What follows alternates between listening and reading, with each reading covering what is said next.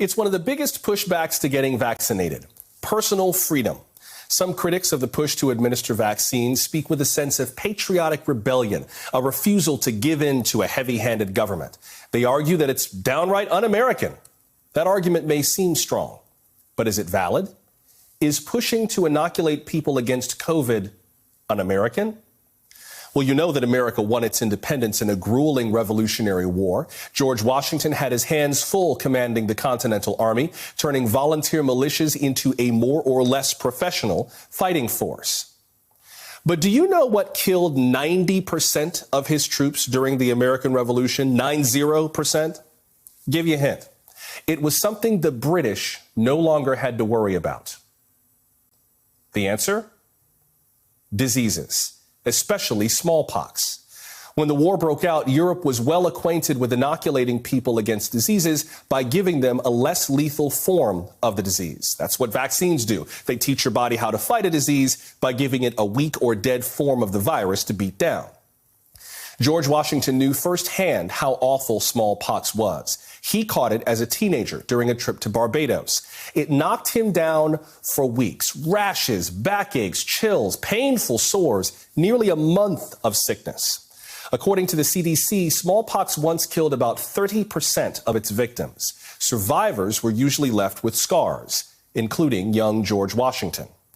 Decades later, General Washington wrote to the president of the Continental Congress, John Hancock. He passed along concerns that the British were releasing smallpox-infected people into the population. Flat-out biological warfare. Then, on February 5th, 1777, George Washington ordered all troops to be inoculated against smallpox. It had to be done strategically so there would still be enough soldiers to fight while their comrades healed up. And it had to be done in secret so the British would not catch on. But that allowed the Continental Army to fight on until 3.5 years after that order, the British surrendered at Yorktown. This fall marks 240 years since the Revolutionary War ended.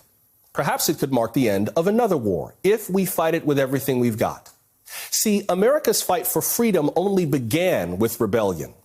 It ended with wisdom. Look, if you are choosing not to get vaccinated, that's your choice. Just know that our young country depended on more than firing bullets. It depended on taking shots, the kind of shots that save lives. Sick of the mandates, tired of the restrictions, you want your freedom back? Maybe consider doing what George Washington did. Lead us out of this pandemic. And just like Washington, you can do it privately, quietly. Wouldn't want the British to find out. It's easier now than ever to get vaccinated.